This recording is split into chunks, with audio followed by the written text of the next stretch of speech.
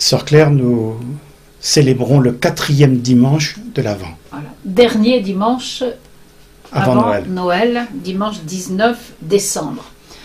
Alors, comme d'habitude, première lecture, Isaïe, avec un magnifique passage, un très grand passage du chapitre 7 du prophète Isaïe, où il est question du Seigneur, alors 7, 10 à 16 dans Isaïe. Le Seigneur envoya le prophète Isaïe dire au roi Akaz, demande pour toi un signe, etc. Akaz dit non, je ne vais pas demander de signe.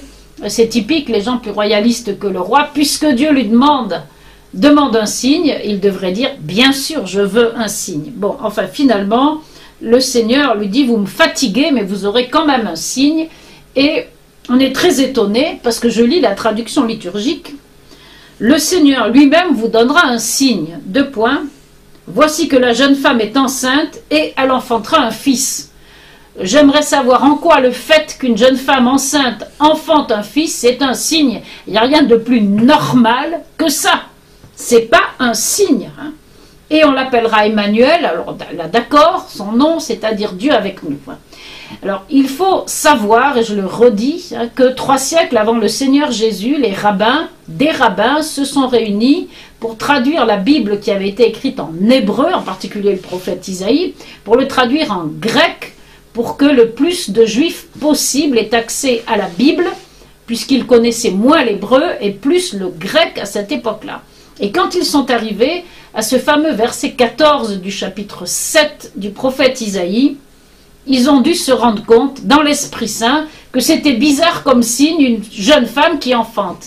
Et dans l'Esprit Saint, à la place de jeune femme, parce qu'en hébreu il y avait écrit femme jeune, vierge ou pas, c'était pas précisé. À la place de femme jeune ou de jeune femme, ils ont écrit très exactement le mot vierge. Et là, ça devient un signe immense qui domine toute l'histoire, qui n'a jamais été vu, une vierge qui va enfanter, et l'enfant va s'appeler Dieu avec nous. Voilà. Donc ça, c'est là extraordinaire, hein, ce passage, ce verset 14 du chapitre 7 du prophète Isaïe. Voici que la Vierge. Voilà comment les rabbins ont traduit en grec ce signe. Et alors cet enfant, il va s'appeler Dieu avec nous. Bon. Et ensuite, donc, il va être Dieu parce qu'il est né d'une vierge. En plus, il s'appelle Dieu avec nous. Et il mange du lait et du miel. C'est à la fois la nourriture des enfants, mais aussi la nourriture de la terre promise. Et il saura rejeter le mal et choisir le bien. C'est le nouvel Adam.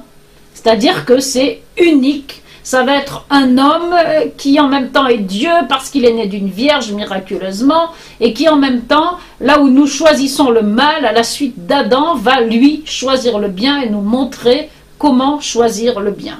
Et ça, c'est extraordinaire. Voilà, ça, c'est la première lecture. Isaïe. Quant à l'évangile, dans Saint Matthieu chapitre 1, versets 18 à 24, il s'agit de l'annonciation faite à Saint Joseph. Et alors, on a écrit et dit beaucoup de choses là-dessus, dont je conteste la plupart, à savoir que Saint Joseph voulait répudier Marie en secret parce qu'il a cru qu'elle l'avait trompé. Alors, je signale qu'on nous dit que Saint Joseph était un homme juste. On sait qu'il aimait la Vierge Marie, puisqu'il l'avait épousée ou qu'il allait l'épouser. On sait également que Marie, dans notre tradition catholique, c'est l'Immaculée Conception, qu'elle n'avait jamais péché. On ne peut pas imaginer un instant que Saint Joseph ait pu la soupçonner. Pourquoi a-t-il voulu la répudier? Parce que c'est ce que dit le texte.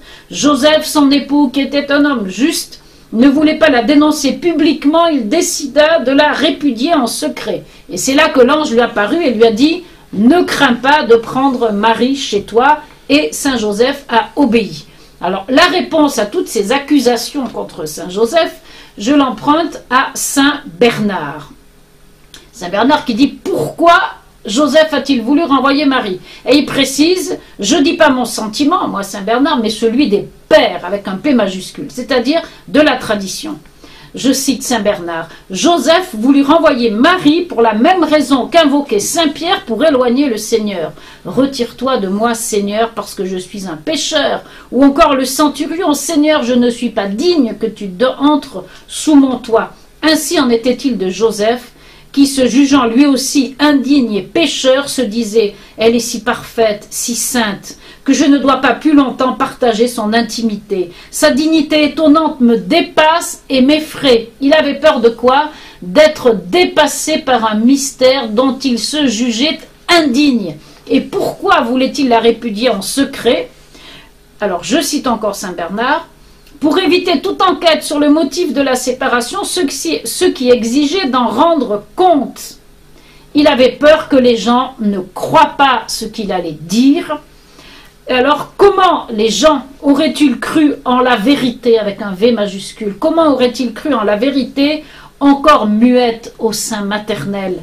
Que n'aurait-il pas fait au Christ, encore invisible?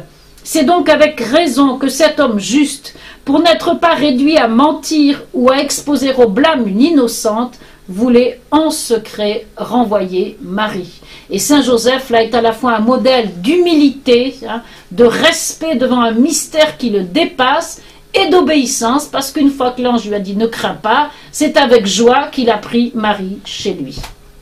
Sœur Claire, merci.